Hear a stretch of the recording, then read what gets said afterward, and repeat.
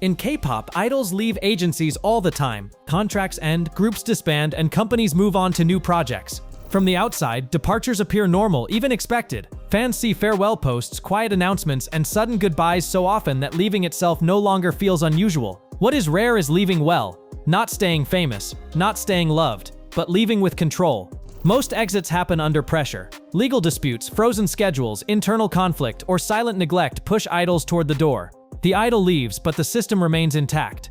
The company keeps the infrastructure, the capital, and the long-term leverage. The idol keeps a name, memories, and an uncertain future. A clean exit looks different. It is not dramatic. It is not emotional. It does not depend on public outrage or fan campaigns. It happens quietly, often before anyone realizes it is happening, and that quiet preparation is exactly why so few idols ever manage it. What leaving on your own terms actually means. A clean exit does not mean an idol disappears from public life. It also does not mean leaving at the absolute peak of popularity. In many cases, it means leaving before success turns into permanent dependency. Leaving on your own terms means control rather than applause. It means ownership over identity instead of remaining locked inside a company-designed image. It means deciding when and how music is released rather than waiting for approvals. It means income streams that exist independently of a former group or agency. Most importantly, it means leverage that exists before conflict begins. Lawsuits and public pressure are not leverage. They are signs that leverage has already been lost. Fans often believe popularity equals power. If an idol shapes trends, dominates charts, and commands massive loyalty, it feels logical to assume they must control their career. But contracts do not measure cultural importance. They measure operational dependence. An idol can be irreplaceable to fans and still be structurally replaceable to the system. Cultural value creates attention. Structural control determines power. Example: a rare clean exit prepared early. After leaving 2 p.m. early in his career, Jay Park did not attempt to re-enter the traditional idol system or chase immediate validation. Instead, he chose a longer, more difficult path, rebuilding entirely outside of it. His objective was not short-term recovery or image repair, but long-term structural independence. Rather than relying on existing industry power, Jay Park focused on creating his own. He founded independent labels, developed internal business infrastructure, and gradually expanded into executive and leadership roles. Music remained important, but it was no longer the sole pillar of his career. He deliberately repositioned himself from a managed artist into a decision-maker with ownership and authority. This shift changed everything. Revenue no longer depended on a single company. Distribution channels were under his control. Branding decisions reflected personal strategy rather than corporate direction. By the time he returned to mainstream visibility, he was no longer dependent on the systems he had once exited. The success of Jay Park's transition was not driven by fame alone. Many idols leave with public attention and still struggle. His advantage was preparation. Independence had already been built before recognition returned, not after it. That is why his exit worked. It was not a reaction to conflict or limitation. It was engineered quietly, years in advance, ensuring that when success came back, control came with it. Example: extremely famous, still constrained. CL's departure from YG Entertainment illustrates a reality many fans struggle to accept. Fame does not automatically translate into freedom. When she left the company, CL was already one of the most recognizable figures of her generation. Her name carried weight in Korea and abroad. Interest existed, demand existed. Attention was never the issue. Yet after her exit, releases slowed dramatically. This wasn't the result of creative exhaustion or declining audience support.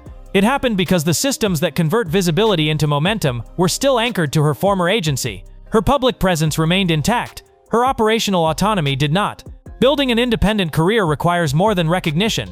It requires teams, distribution pipelines, promotional networks, and industry relationships, all of which take time to reconstruct. Even globally famous idols must rebuild the machinery that once supported them when they step outside an agency's structure. CL eventually regained independence, but the process exposed a critical truth about the industry. Fame transfers attention. It does not transfer infrastructure. A similar pattern appeared in GOT7's departure from JYP Entertainment, often cited as a model example of a successful group exit. The members retained their group name and maintained the ability to release music together. On paper, it looked like a clean break. In practice, the scale shifted. Release schedules slowed. Promotions became decentralized. Members began operating across different markets, companies, and creative priorities. Coordinating group activities became more complex and less frequent. They gained ownership of their identity. They lost the institutional force that large agencies provide. Major agencies offer centralized coordination, global reach, and financial buffering that independent structures struggle to replicate. When that framework disappears, autonomy increases, but scale narrows. GOT7's exit was strategic. respectful, and deliberate. But like CL's experience, it came with unavoidable trade-offs that reveal how deeply power in K-pop is tied to infrastructure, not fame. Example: early exit, limited scale. HyunA's departure from Cube Entertainment illustrates another version of this exchange. Leaving early allowed greater creative freedom. Decisions no longer required corporate approval. Artistic direction became personal and flexible.